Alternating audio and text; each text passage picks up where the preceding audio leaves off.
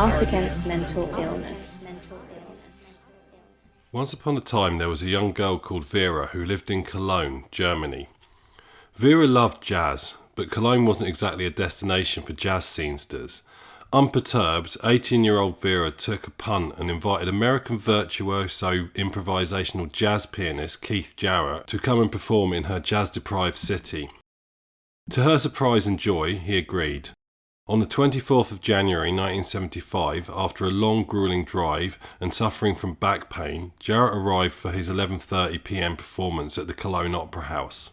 He took a look at the crappy, broken down, out of tune piano that the Opera House had provided and walked out again, refusing to perform. Jarrett had asked for a Bosendorfer 290 Imperial Grand piano. He was very particular about this. The Opera House staff had interpreted that as some Bosendorfer piano or whatever, and rolled out a dusty old practice piano that they found backstage. So basically Jarrett, somewhat understandably, pulled the whole "how can I create under these conditions" routine.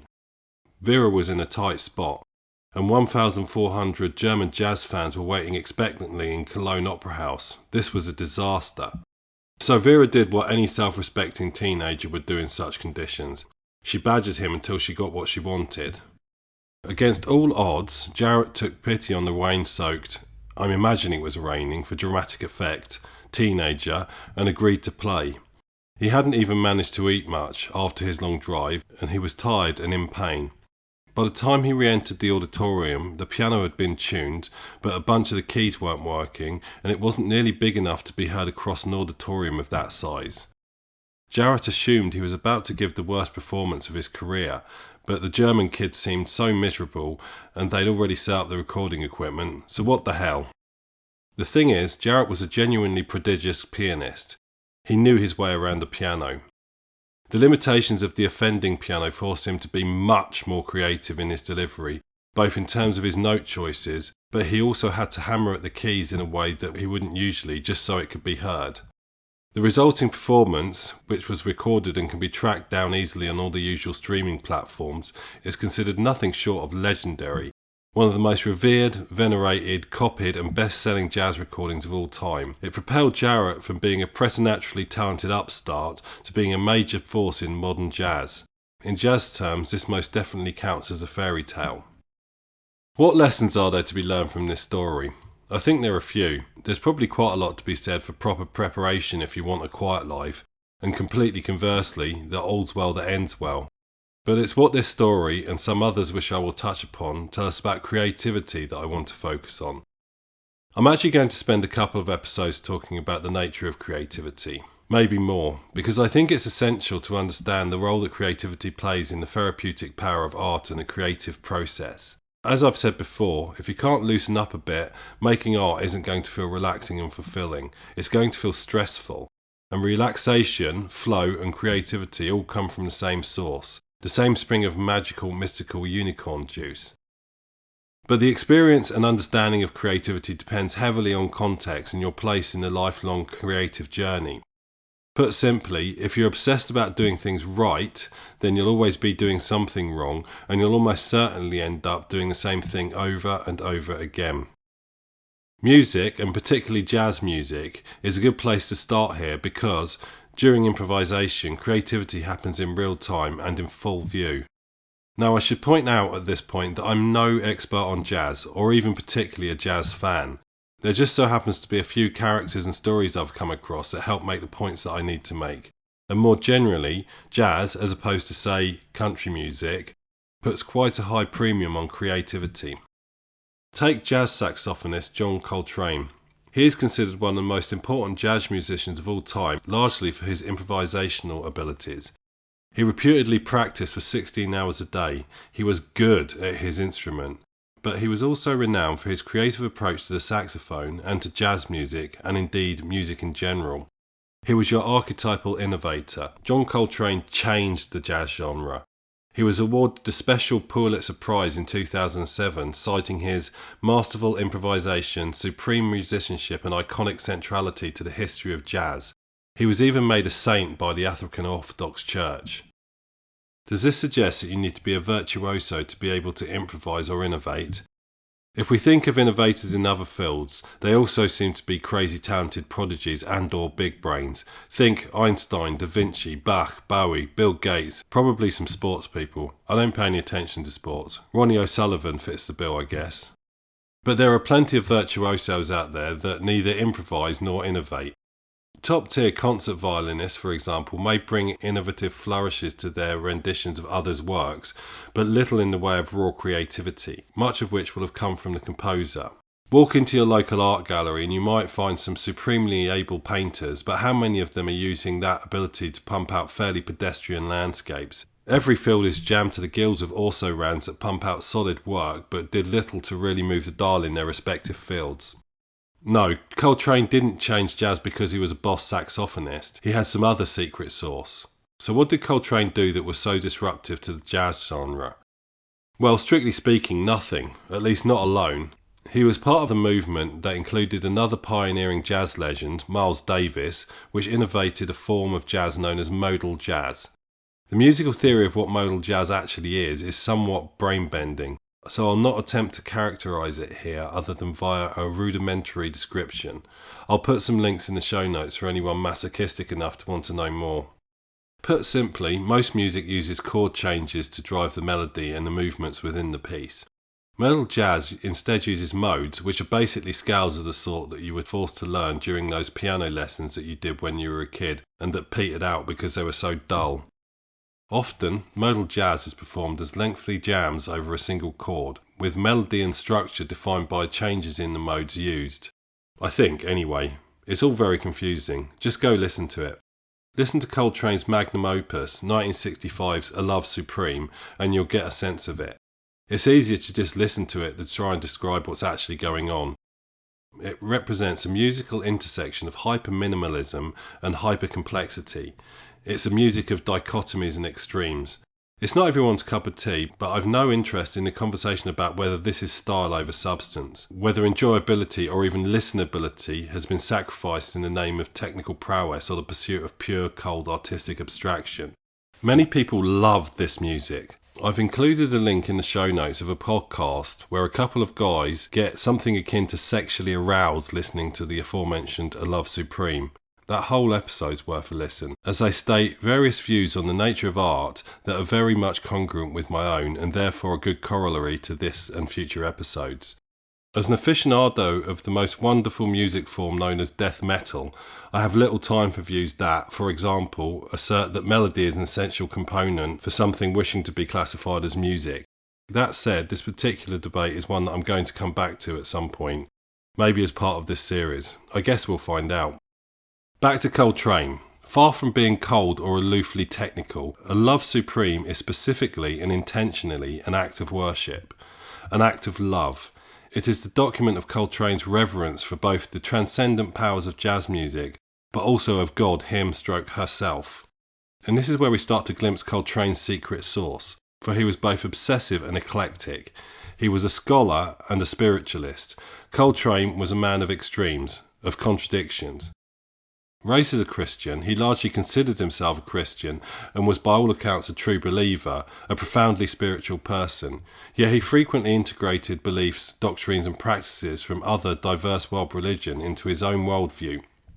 This included Kabbalah, Hinduism, Islam and Tibetan and Zen Buddhism. This inevitably found its way into his music. This compulsive cultural and spiritual kleptomania was part of his core approach to music. Coltrane interwove techniques, approaches, themes and motifs from all over the world, including from African music and particularly India, collaborating with legendary Beatles-approved sitar virtuoso Ravi Shankar, who by some accounts thought Coltrane was nuts. And all this might seem to imply that he did this alone, but Coltrane worked with some world-class musicians. Miles Davis, Thelonious Monk and Duke Ellington are among the names that you've likely heard of, each no doubt a melting pot of creative collaboration. But it's with his longtime bandmates, the Coltrane Quartet, where the magic really happened. When Coltrane, double bassist Jimmy Garrison, drummer Elvin Jones and pianist McCoy Tyner got in a room together, something really special happened. Coltrane's compositions were sparse at best and offered little in the way of direction to fellow bandmates, instead relying on a shared understanding of each other's style, audible and visual cues, and a deep understanding of the jazz art form. What emerges is a semi-improvised melange of diverse music styles that lead to innovation in real time. He and his band were making creative leaps unconsciously as they recorded. For Coltrane, this was like prayer, or perhaps more accurately, meditation. He and his bandmates could achieve trance-like states of pure mindfulness. This is common among musicians, particularly while improvising. But these guys weren't just in a world of their own, although sometimes it might sound like it, but they were in constant telepathy-like communication, reacting to each other's playing in real time in ways that are seamless to the rest of us. I'm not trying to sell you on free-form avant-garde jazz here. I'm very far from being sold on it myself. It's the sort of music that I want to like, but largely leaves me cold. But I can hear their passion and their focus. It's hard to find another art form that makes the creative process this manifest. It's hard to pass for us mere mortals, for sure, and the theory of it is largely beyond me to understand, let alone explain, but as I've suggested, there's something to be learned here about the process of creativity. So let me summarise some of the things that are going on here that seem to be driving creativity. 1. Ability or mastery within the medium. We'll come back to this one a fair bit. I think this requirement is overstated, but a good understanding of the medium is essential. As Coltrane himself stated, you can play a shoestring if you're sincere. 2. Conviction, or passion, or maybe authenticity. Although the latter is, as I've stated before, to my mind, overused and nebulous as a concept. What we really mean here is that sense that the artist really believes in what they're doing, that they care deeply and approach it with zeal and enthusiasm. I'd rather spend time with a passionate train spotter than a cynical or ingenuine classical composer. 3. Eclecticism, aka curiosity, an open mind. From my perspective, this is as important as conviction. Coltrane didn't innovate by doing the same thing over and over. He brought influences from wherever he found it, and he searched far and wide. Part of the reason that some of his stylistic flourishes feel familiar now is because he seamlessly integrated them into his own style, then everyone else copied him. 4. Input from and collaboration with others. Coltrane collaborated far and wide, as well as with his hardcore of regular bandmates. You can't help but, if only by osmosis, absorb approaches and ideas from other people who you work with, and they in turn absorb from you. They take your ideas and expand on them based on their own experiences and interactions, and then when you work with them again, you absorb back your own ideas, but now expanded, mutated, and maybe even improved. Even if you collaborate with someone who you end up feeling is a complete waste of space, you still take some knowledge of how not to do things away from that experience. 5. The zone. That mystical state of hyperfocus, more formally known as flow states, is where the magic of creativity really comes spilling out.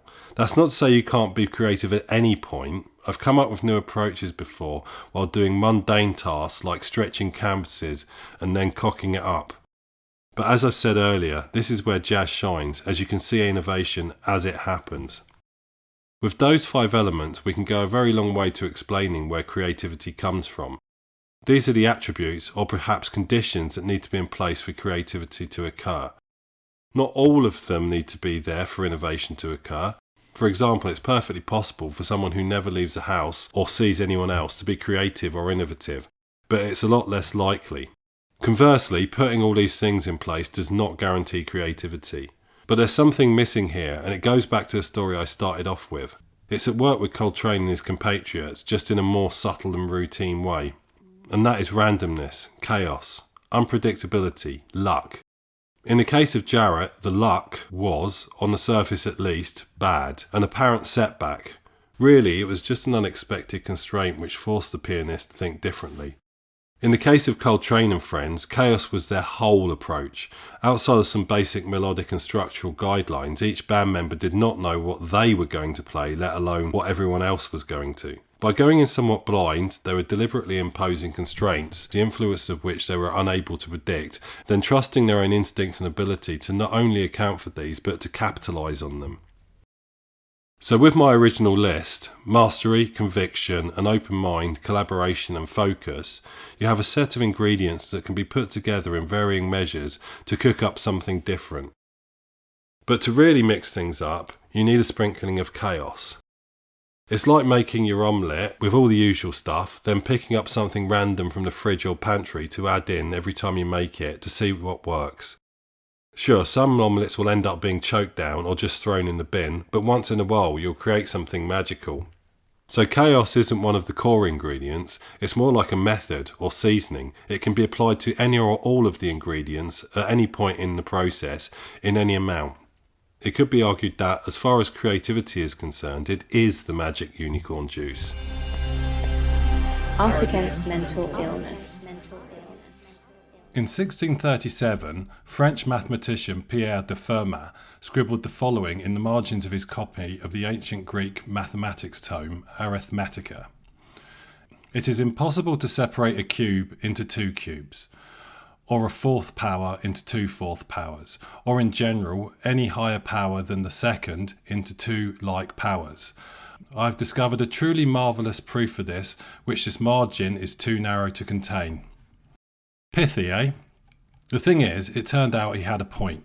What he didn't leave us with is the actual proof, which, if it ever existed at all, he took to the grave with him. This became known as Fermat's last theorem, or sometimes Fermat's conjecture, and it's a problem that many of history's best mathematicians spent the next few centuries attempting to solve. The slightly more concise but equally vexing form of the conjecture is usually stated as such. No three positive integers, a, b and c, satisfy the equation a to the power of n plus b to the power of n equals c to the power of n for any integer value of n greater than 2. Basically, if you take 2 sugar cubes and glued them to 3 other sugar cubes, no amount of manipulating them, short of crushing them up and reforming the resulting pile of sugar, will produce a bigger cube. The conjecture states that as long as a and b are different, no amount of cubes will create that megacube. This then extrapolates into n-dimensional space, as no value of n will achieve this either, and we get into some seriously mind-bending territory. Simple, right? Okay, maybe not.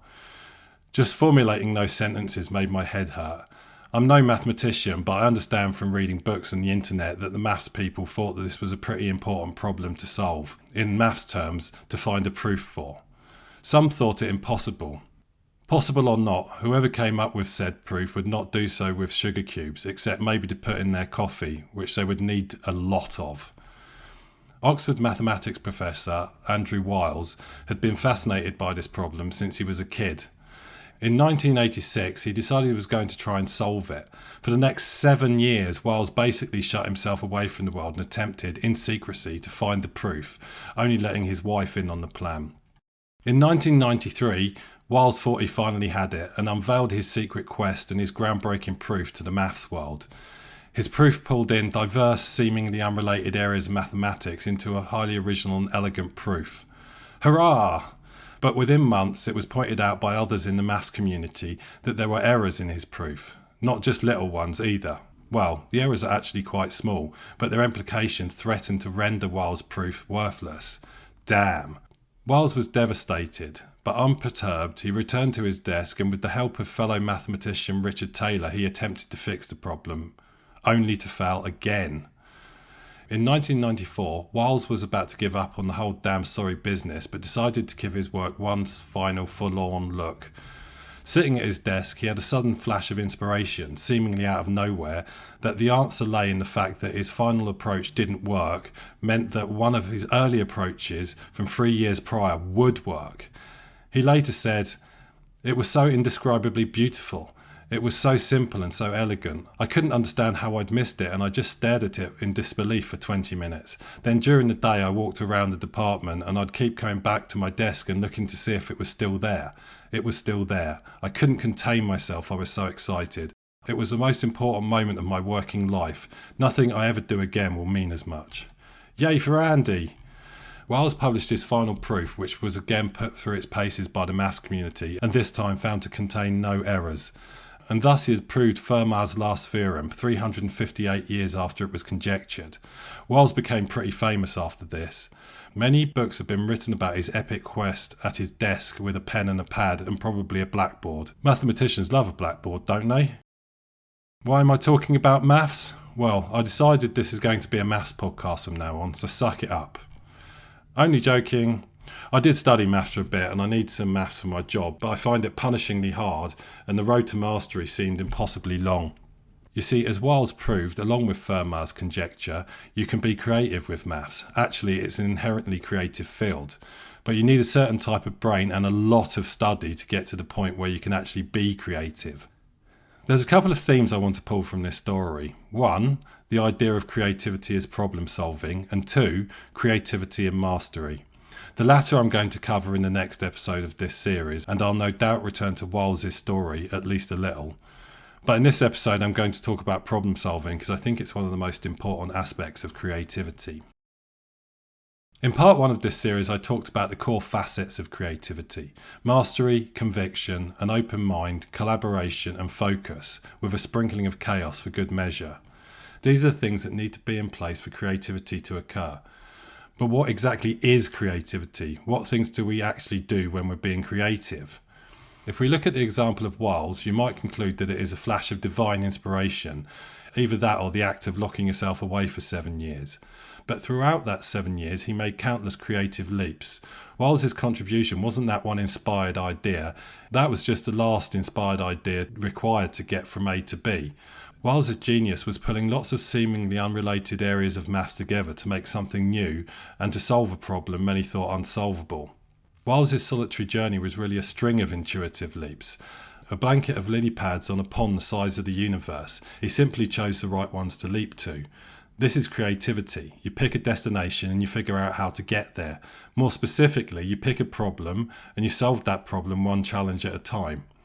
The destination may or may not be important. You might not arrive at the destination that you originally intended, but that's not a problem. As I've said countless times on this podcast, it's a journey that matters. And this journey is pretty much always about problem solving. So how do we get from solving tough, or for that matter easy, maths problems to the ephemeral, mercurial, mystical practice we call art?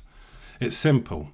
Artists are problem solvers just like mathematicians. You dream up an idea of something you want to create, but that's just where the job of being a creator starts. The real job, the 99% of perspiration, to quote Thomas Edison, is problem solving. What problems are you solving? How am I going to represent this beautiful landscape I have in front of me?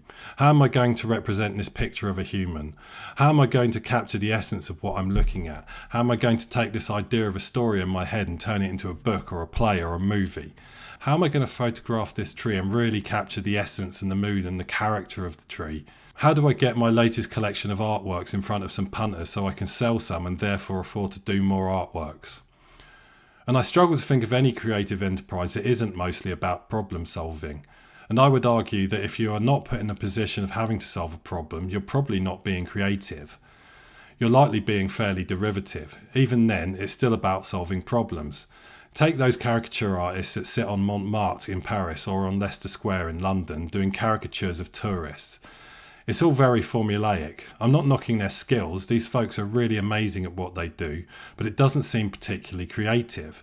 But every time someone turns up, they have to solve the problem of how to characterise them in a way that is humorous yet complimentary, but not insulting, and therefore risking a punch in the face from some doting and muscular dad.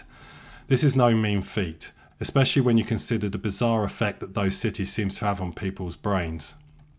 But for anyone attempting to push boundaries, either their own or those of their medium, then problem solving constitutes the bulk of the effort, since ideas tend to come quickly. It might take you a while to develop them, but as we saw with Wiles, that's just part of the problem solving process. So take something it usually takes a long time to develop, like a novel, perhaps a long one or a series. The arc of the thing, or at least the starting point or the ending point or the meaning you're trying to convey, tend to arrive fairly effortlessly. Maybe you had an idea many years before and are just getting around to drafting it. You've probably been developing that idea on and off for the intervening time. Much of it might change when you get stuck into it, but you're going in with a pretty good sense of what's what. That's the impetus to start fleshing out characters, figuring out problems with the plot, world building, all that fun stuff. And what are you doing? You're problem solving. The problem of how to make your characters relatable so that the reader cares what happens to them. How to make the setting believable while also leaving the possibility for something out of the ordinary to happen. Some drama. Figuring out how to structure it to get the reader emoting at the right places for the right reasons. All of this before you start solving the problem of which words to use. Then you solve that problem one word at a time. And when you do a second draft, you solve the problem of the words you chose in the first draft being the wrong ones, and the fact that your main character is a detestable twat. Oops. In between drafts, maybe you find yourself on a hilltop in the Lake District admiring a staggering view. You want to capture it with the watercolour paints you handily brought with you. Maybe this is the cover for your new book. But you still need to think about how you're going to render it, what colours you're going to use, what colour intensity, how you're going to mix them to get the right hues to capture that ethereal light, the brush you're going to use, where you're going to put each blob of paint. And since you've only got a portable watercolour set with you and the light is rapidly changing as the weather takes a typical English turn for the dreary, you now have to solve the problem of how to do it all in the time you have left with the materials you have at your disposal, as well as getting back to your car before you and your artwork become a soggy mess. I don't think people tend to think about the creative process in this way, perhaps because framing it all as problem solving feels a bit mechanical, a bit unromantic, lacking magic and wonder. And for those who don't practice creativity but just consume it, that's fine and perhaps for the best. The shrouded methods a magician uses to create that spectacular illusion is always mechanical and rightly kept secret. But if you look behind the curtain, the magic is lost. You're just left with something that's clever, which is no fun at all, and a sense it's been had. But from a creator's perspective, I don't see this process as mechanical or prosaic at all. The problem-solving bit is where the magic really happens, where the fun is to be found. This might be a problem of nomenclature. Maybe if instead of boring old problem-solving, we think of it as pathfinding, questing, adventuring, conquering, we'd better capture the wonder and delight of it all. But it is all of these things too. It's just that when you boil it down to its rudiments, it is what it is, solving one problem after another. The corollary to the inspiration fallacy is the misconception that you have an idea, then you bust out your instruments or your materials or your laptop and you make that thing appear. Like you plug a USB lead into your ear and a stunning sculpture is delivered via your 3D printer. As I say, I'm going to come back to the subject of mastery as a supposed prerequisite for creativity, but for the purposes of this conversation, people seem to assume that we're always at the level of mastery needed to achieve our musings, and that we just flip a switch and the creation appears. Most folk seem to forget the sometimes long, often wonderful, sometimes painful, and usually massively rewarding bit that happens in the middle. But the act of creation isn't rewarding if there's not some challenge involved.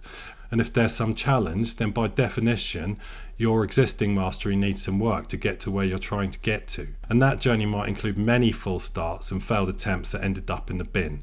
Yes, pumping out another workmanlike landscape may be mindful and relaxing and a reason to go and sit on a hill with a baguette and a hip flask, but it's not the magic bit. That's just the bit where you leave your poor overworked brain alone for a bit to simmer down.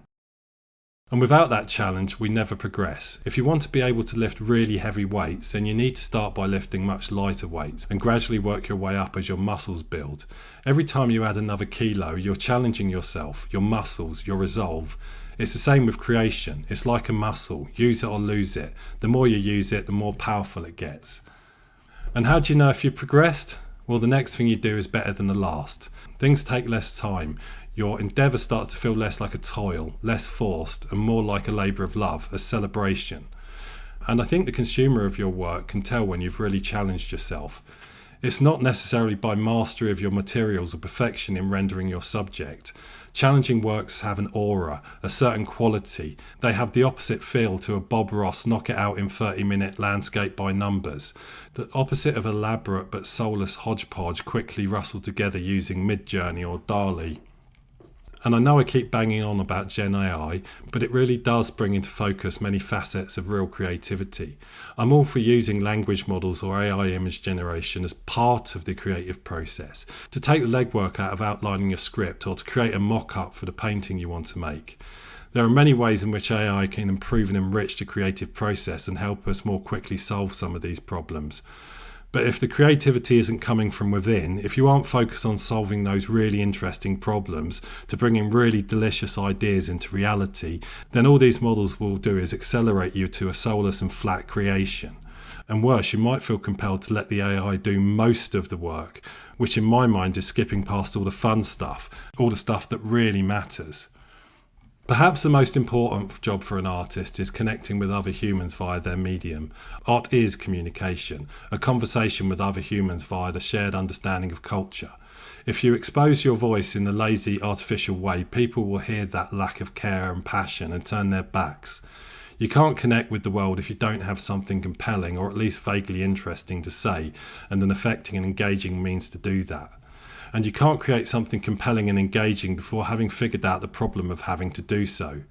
And doing so is where the good stuff is. It's the part that involves meaningful work. It's the part that involves challenge and growth. It's the part where you find mindfulness and flow. It's the part that involves a sense of fulfillment and achievement. You don't need to be a creative to feel the truth in that last point.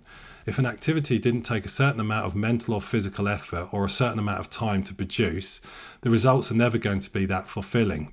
Fulfillment comes from overcoming obstacles. Achievement can only occur where there is a challenge. That feeling that you've pushed your abilities that bit further. You've created something really interesting and unique and special.